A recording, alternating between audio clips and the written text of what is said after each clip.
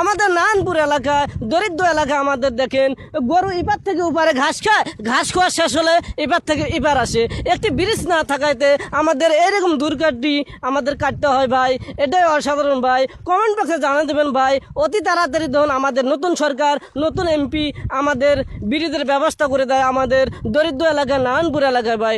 ধন্যবাদ।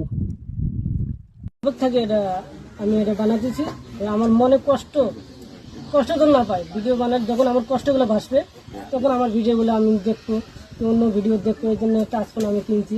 আমার মনে আমার চোখ যখন পানি না ধরে তখন আমি ভিডিওগুলো দেখি মনের ভিতরে আনন্দ দিই আর কি, এটাই আমার ইচ্ছা। কি ধরনের কষ্ট, কিসের কষ্ট? আচ্ছা সেটা ব্যক্তিগত কষ্ট বলতে নাই আবার বলতে হয়। কষ্ট বলতে অনেক আমি পরিবারের লোক বেশি, আইসে ব্যয় বেশি, এই জন্য আমরা কষ্ট বেশি। আর আর্থিক অবস্থা খারাপ, আমার বাড়ি ছেলা বলতে নাই, এটা নিয়ে টেনশনে, নিজের বাড়ি ছেলা না থাকলে যা গেছে আর কি।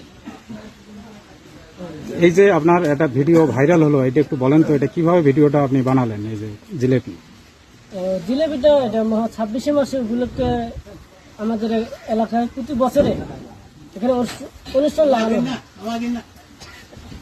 এই অনুষ্ঠানে আমি গেলাম, যে এক দোকানে জিলেপি খেলাম, জিলেপি খাওয়া শেষ হলো, জিলেপি খেয়ে শেষ হওয়ার পর দোকানটা জিজ্ঞেস করলাম, বলে জিলেপি কত? কই 200 টাকা। আমি বললাম হ্যাঁ বেটা 200 টাকা কেমনে হয়, এটা কি সব জায়গায় আছে?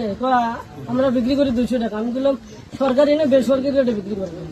হ্যাঁ এই কথায় আমি দোকানদার জিজ্ঞেস করলাম তাহলে ক্যামেরা চালু করলাম, তাহলে এটা ভিডিও বানাই, এটা হ্যাঁ বানাও। এই ক্যামেরা স্ট্যান্ড আমার খারাপ করলাম, এই এটা 4 ফিট লম্বা হয়, একাই এটা কল্টন করিয়ে একাই বানাইলাম। আমার মনের ভিতরে যেমন ধরতুপুরের মধ্যে ধরতুপুর বাড়ি উলট পুলট করে, আমার মনের ভিতরে ওদের উলট পুলট কথাগুলো ঢুকে গেল। আমি কল্পনা করছি একটা সাজা কব, কিন্তু ওটা সাজানো আমি পারি না।